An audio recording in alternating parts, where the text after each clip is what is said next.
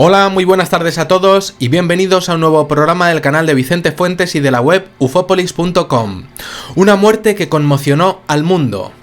El asesinato del entonces presidente de los Estados Unidos, John Fitzgerald Kennedy, también llamado JFK, en noviembre de 1963, continúa aún a día de hoy siendo un completo misterio a los ojos de muchos y desde luego no es para menos. Aquel magnicidio que impresionó a toda la sociedad moderna permanece con un buen número de incógnitas sin resolver y hoy vamos a ver una de ellas. Sí, uno de estos extraños interrogantes es muy poco conocido y es tremendamente intrigante porque es una pieza que añade aún más dificultad al rompecabezas que supone todo este enigma, todo este incidente, y es que 15 minutos antes de que asesinaran al presidente en la ciudad de Dallas, una misteriosa mujer llamó desde otra ciudad, desde California, desde el estado de California, llamó a la compañía telefónica General Telephone Company para alertar entre susurros con voz muy bajita del evento que había de tener lugar momentos más tarde. Básicamente llamó para para soltar una predicción de que iban a cargarse al presidente. Eso fue lo que ocurrió. Llamó para decir que iban a matar al presidente. Y claro, ¿cómo es posible que eso fuera a ocurrir? La identidad de la mujer que predijo y alertó sobre la muerte de John Fitzgerald Kennedy continúa siendo una incógnita a día de hoy. Pero claro, ¿cómo se dio esta situación? ¿Y qué sucedió? ¿Quién era? ¿Y desde dónde se realizó esta llamada? ¿Y cómo se enteró? ¿Acaso escuchó alguna conversación de alguien? ¿O fue algo aún más extraño lo que ocurrió? Pues os cuento. Hacia las 10 horas y 7 minutos de la mañana, la señorita Doris E. Bliss, una de las teleoperadoras de la compañía telefónica General Telephone Company, como os decía, que atendía a la zona de Oxnard, también como decía en el estado de California, no en Dallas, en California, contestó a una de las muchas llamadas que debía de atender a lo largo del día. Pero resulta que se encontró con que la respuesta al otro lado de la línea era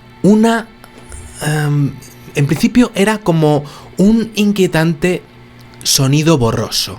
Era como una voz, pero al principio era como un inquietante sonido borroso, era pues como una voz rara.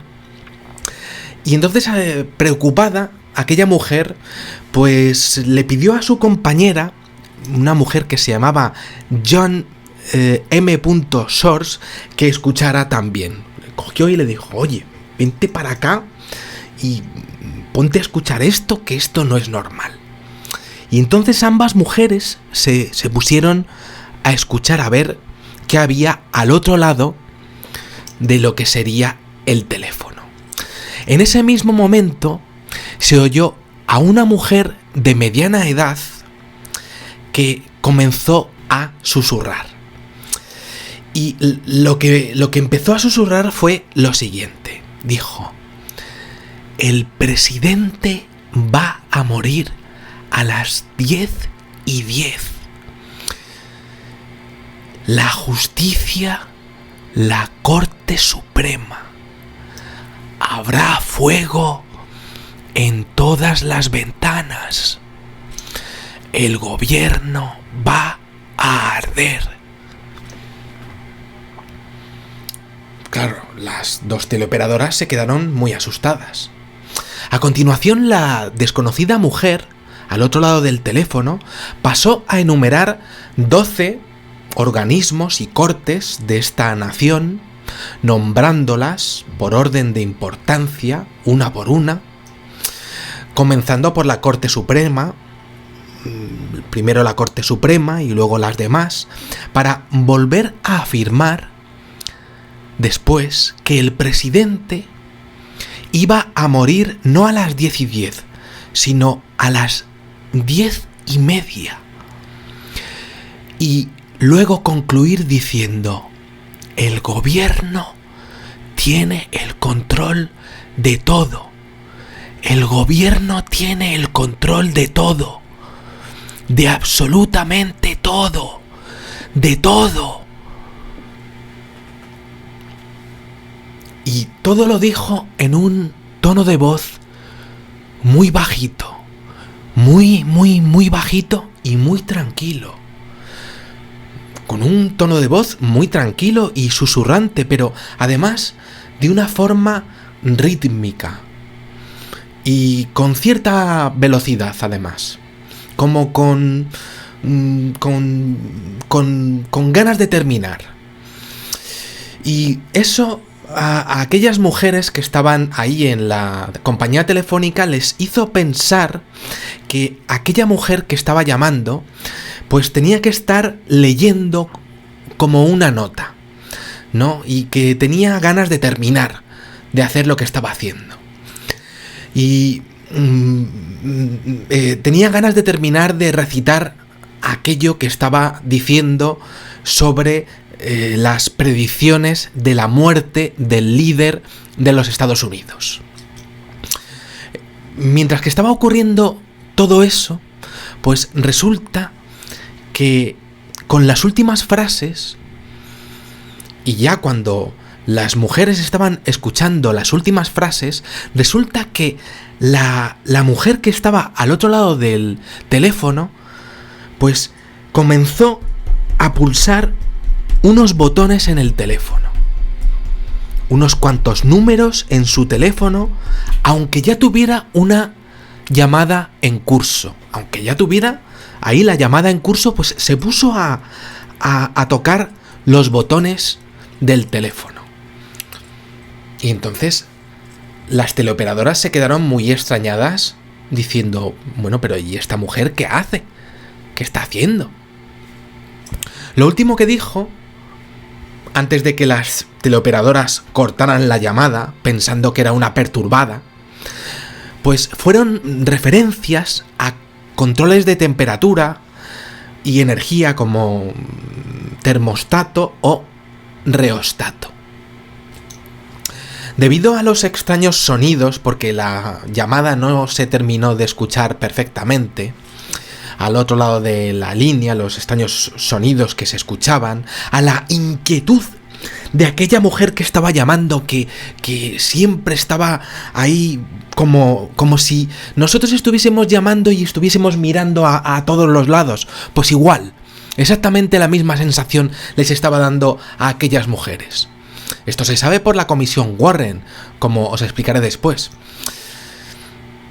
Pues debido a los extraños sonidos que se escuchaban al otro lado de la línea, a la inquietud de aquella mujer y a lo asombroso, por supuesto, de lo que estaba diciendo, pues las trabajadoras de la compañía telefónica pues pensaron que se trataba de una mujer que estaba, pues nos podemos pensar, ¿no? Pues que estaba loca, que estaba mentalmente perturbada. Además, había una institución psiquiátrica en la zona, por lo que, claro, se pensaron que pues prácticamente, pues seguro se había escapado alguien de allí, una mujer que se había escapado de allí, y entonces dijeron: esto es una loca que se ha escapado, y bueno, pues nada, vale, cortaron la llamada y ya está.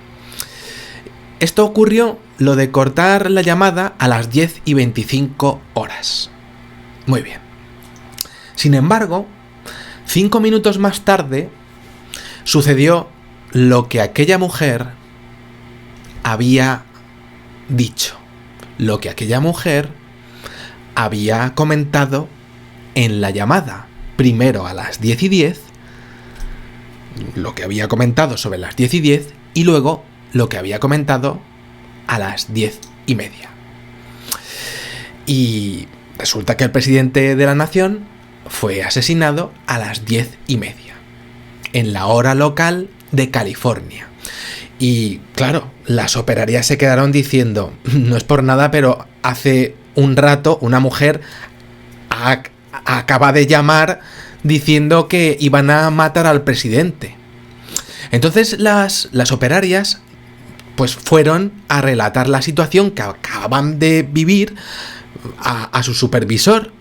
Y el supervisor pues no tardó mucho en ponerse en contacto con las autoridades locales para reportar el incidente.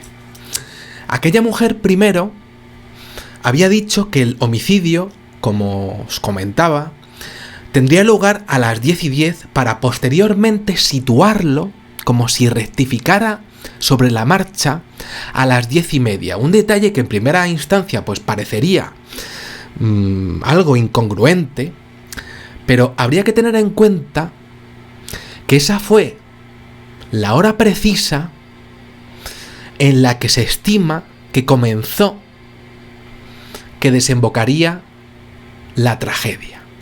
Y es que justo a las 10:10 hora de California, que en horario de Texas eran las 12:10 de la mañana, estaba programado que John Fitzgerald Kennedy tenía que entrar en la Dealey Plaza, que era el espacio en donde fue asesinado el señor Kennedy. Una extraña llamada que, pese a lo desconcertante e imposible, y es que me quedo sin palabras, de su afirmación, predijo con un acierto total y absoluto el asesinato del presidente John Fitzgerald Kennedy minutos antes de que tuviera lugar, por lo que, y es que esto es increíble, fue investigada por el FBI, entre otros organismos, y también fue documentada en la comisión Warren, aunque desafortunadamente pues se concluyó que no era posible trazar exactamente, pues con la tecnología de aquella época, de una forma concreta, pues dónde estaba la mujer en cuestión realizando la llamada, y no consiguieron localizarla finalmente. Toda la documentación oficial pues la podéis encontrar en la caja de comentarios, tanto la del FBI como la de la comisión Warren, y a partir de aquí pues 50 años de investigaciones de este fatal incidente, de este hecho absolutamente increíble, de esta predicción absolutamente increíble, y todo pequeño detalle ha sido estudiado con avidez, todo lo que ha ocurrido con Kennedy, pero es que esto desde luego es absolutamente imposible y ocurrió. Eso sí, los cabos sueltos continúan siendo un misterio tras varias décadas, sobre los que algunos investigadores apuntan a lo que serían varias informaciones o a varios detalles que no aparecerían en la documentación oficial. Y es que, por ejemplo, el investigador Peter Noyes, en su libro Legacy of Doubt, yo lo digo en mi inglés del barrio del Pilar, de Barripi, que no es muy bueno, ¿no?, afirma que Robert Kennedy, el hermano menor del presidente, quiso investigar esta misteriosa llamada y que aprovechó durante uno de los parones de su propia campaña presidencial, ya que este señor, el señor Robert Kennedy, pues también se quiso presentar a presidente de los Estados Unidos y se lo cargaron también, y aprovechó su propia campaña electoral para viajar a Oxnard para ver si localizaba a esta mujer el día 28 de mayo de 1968, solo unos días antes de su asesinato. Y ese día, pues este investigador refiere que hubo 2 horas en los que no se sabe dónde estuvo este señor, y que aquello pudo estar relacionado con aquella mujer y que nadie sabe dónde estuvo el señor Robert Kennedy. Otro investigador llamado Gary Wing, o Gary Wing, o como se diga, afirmó que en ese viaje consiguió unos documentos con registros telefónicos en los que se incluían nombres de personalidades políticas que quedarían vinculados con la llamada que precedió al asesinato de su hermano, y que eso fue lo que llevó a su propio homicidio pocos días más tarde. Un hecho que es, desde luego, gravísimo. En conclusión, tenemos una intrigante llamada que el FBI, pues, efectivamente, pues pudo confirmar que realizó, sí que se realizó. Realizó una mujer desde Oxnard, en California, que indicó a las teleoperadoras que el presidente sí que sería asesinado, pero de la que se cuestionó, pues, su salud mental, como siempre se hace en estos casos, es lo más fácil, y que se interrumpió la conexión. Esto también ocurrió.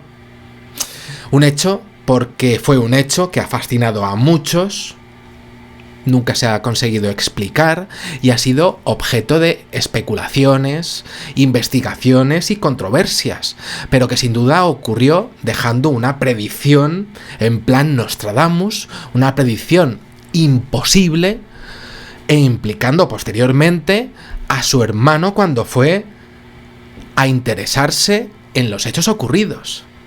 Entonces, claro, ¿se trataba simplemente de las afirmaciones de una persona desequilibrada?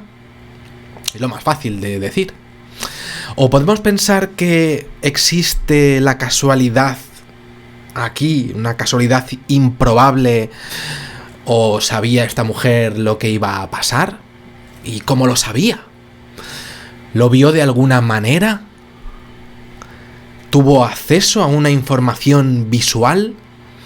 Como hemos hablado muchas veces, que un gran drama pues puede llegar a influir en algunas personas, que pueden llegar a ver visiones, porque el espacio y el tiempo llega a influir en algunas personas. Esto lo hemos visto en más ocasiones, en más casos.